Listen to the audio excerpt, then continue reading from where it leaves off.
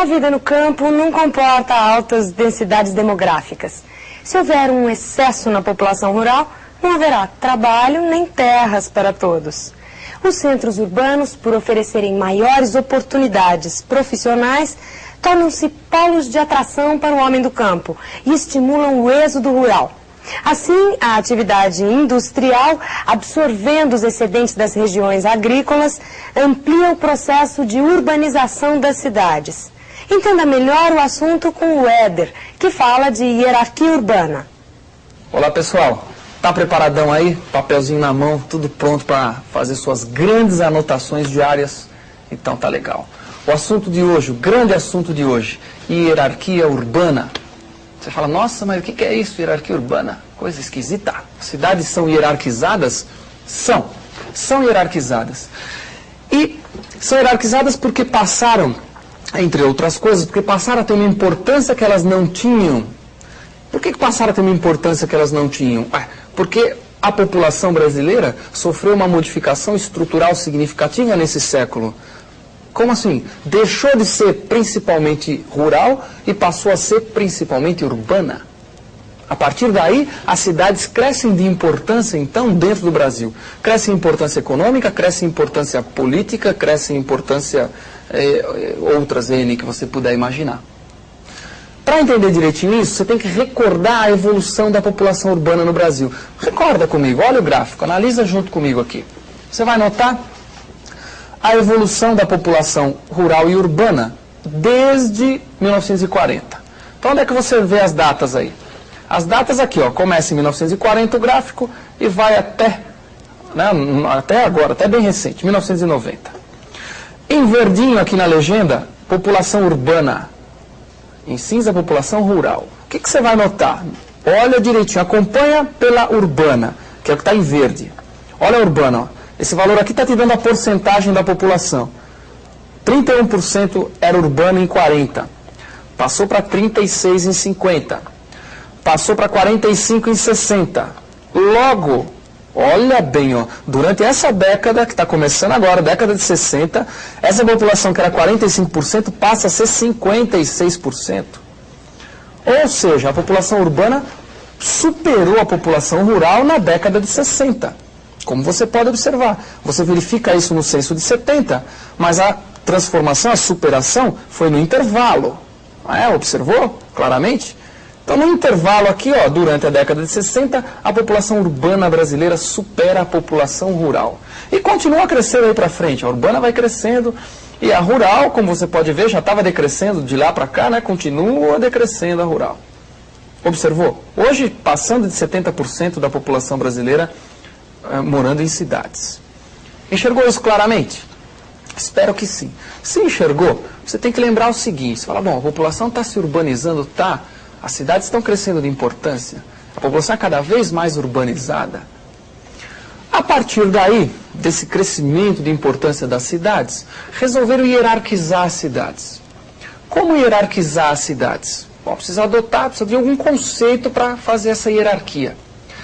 Organizar as cidades por ordem de importância. A mais importante, a menos importante, seria algo mais ou menos por aí. Organizar. E elas foram hierarquizadas, tendo como base organizadas, em ordem de importância, entre aspas, fundamentado na capacidade de polarização de cada cidade. O que quer dizer isso? Uma cidade tem uma capacidade de exercer influência sobre áreas próximas, sobre cidades próximas. Exercer influência, entre aspas, polarizar áreas próximas, do ponto de vista econômico, principalmente. Quanto maior for a capacidade de polarização de uma cidade, maior vai ser o posto dela na tal da hierarquia urbana. Se for muito grande, vai ser o general lá das cidades. Só que a gente não usa esse nome, essa é a hierarquia do exército. Nós temos outras denominações para a hierarquia urbana. Quais são essas denominações para a hierarquia urbana? Tem que ficar atento. Existem várias categorias, né? Agora tem 3 que são as mais importantes, as que normalmente caem em prova. E você tem que ficar atento e lembrar dessas categorias. Olha aqui quais são elas, anota aí, vê se dá tempo de você anotar. 3 categorias básicas na hierarquia urbana do Brasil. As mais importantes, existem outras, as mais importantes são essas. Metrópole nacional, metrópole regional, capital regional. Acompanha de novo, olha que legal. Anota, esse é o topo da hierarquia. Logo abaixo vem a metrópole regional. E logo abaixo a capital regional. Se está no topo da hierarquia, o que significa? Significa que as metrópoles nacionais têm a maior capacidade de polarização. Conseguiu entender? A que está mais alta no topo polariza mais. Você consegue imaginar quais as cidades no Brasil que têm a maior capacidade de polarizar outras áreas? Quais seriam as duas cidades? São as duas maiores cidades do país. A cidade de São Paulo e a cidade do Rio de Janeiro.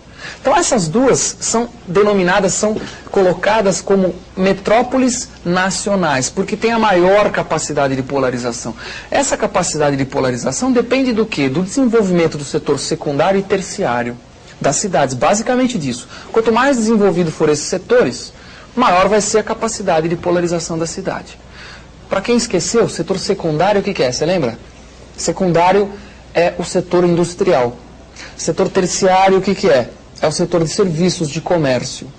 O primário, ao qual eu não me referi, é aquele vinculado às atividades agropecuaristas, principalmente. Produção de matérias-primas. Então, secundário e terciário são setores vinculados às atividades urbanas, basicamente. Indústria, comércio e serviços. Quanto mais desenvolvido for isso, mais a polarização vai ser feita pela cidade. Fácil. Beleza.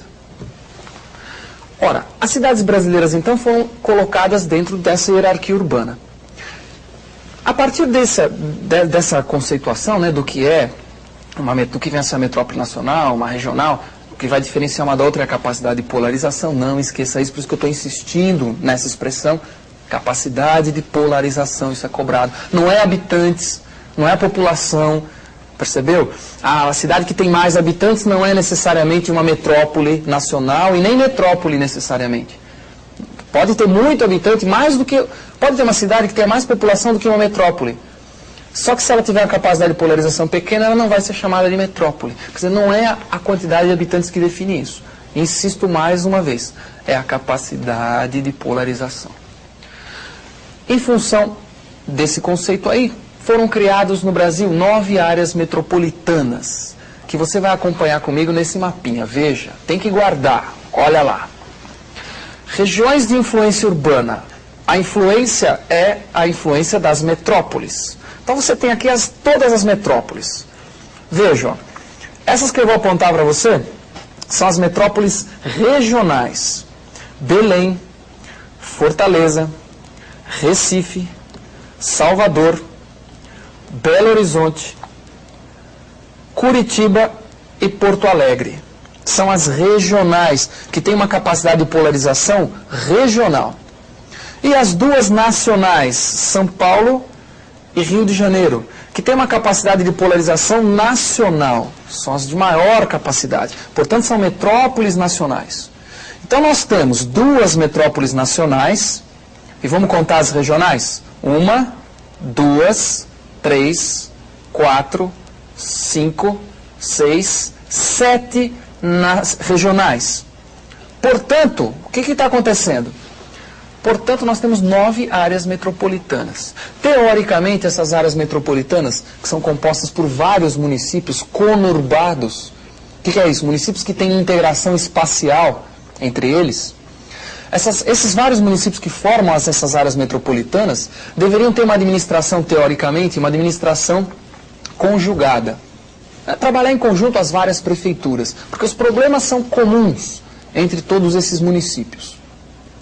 Basicamente é para isso que foram criadas essas áreas metropolitanas. Basicamente para isso. Ora, não esqueça, 9 áreas metropolitanas, 7 regionais, 2 nacionais. Isso é muito importante. Numa provinha, isso pode ser cobrado de várias maneiras. O cara pode cobrar de você o conceito, né, o que diferencia uma metrópole de uma não metrópole, capacidade de polarização. Ele pode cobrar o nome dessas áreas todas, ou ele pode colocar o mapinha. Por exemplo, ele pode colocar um mapinha como esse daqui, ó, que você vai olhar. Olha, São Paulo, veja que legal. Região de influência urbana. Só que, se ele colocar na prova, ele não vai colocar esse título aqui, ó. Ou ele pode colocar o título, mas se ele puser o título, por exemplo, ele não põe São Paulo. E vai perguntar para você, ó, essa área de influência aqui, ó, é a principal área de influência de que metrópole brasileira? ou de que cidade ele pode nem falar que é uma metrópole. Deu para entender? Quer dizer, São Paulo tem uma capacidade de polarização nacional, mas principalmente essa área ela polariza, ó, vai até a Rondônia, sul de Rondônia, boa parte de Mato Grosso do Sul, sul de Goiás, Minas, Triângulo Mineiro, sul de Minas, norte do Paraná. São todas áreas polarizadas pela metrópole de São Paulo. Então veja bem, na prova, repetindo, ele pode colocar o mapa sem o título. Ele põe o mapa sem o título, indica São Paulo e fala o que é isso aí que está representado. Você fala, opa, é a área de influência urbana da metrópole de São Paulo.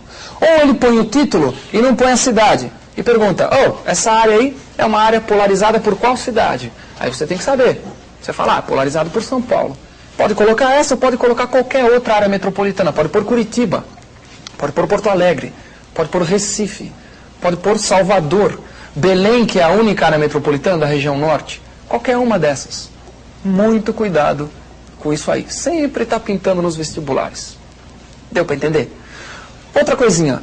Esse mapinha que eu acabei de mostrar para você, que é a área de influência da principal metrópole do Brasil, que é São Paulo, ele cai sempre em prova. Não esqueça que o Centro-Oeste, quase todo o Centro-Oeste, é polarizado por São Paulo. Essa é uma das razões pelas quais o Centro-Oeste é caracterizado economicamente, socioeconomicamente, como uma área de expansão das atividades de São Paulo. Quer dizer, está dentro da área de influência. Isso é muito importante. Então, guarde lá, da hierarquia urbana, o que você tem que saber? O nome das metrópoles, são 9. Quais são as regionais? Quais são as nacionais? São 2 nacionais, São Paulo e Rio, as demais regionais. Mais ou menos ter uma ideia da área de influência delas, conhecer o mapinha de área de influência, não confundir esse mapa com o mapa de vegetação, de climas, aqui não tem nada a ver. Entendido? Conseguiu acompanhar, conseguiu anotar? Então, bola para frente. Grande assunto.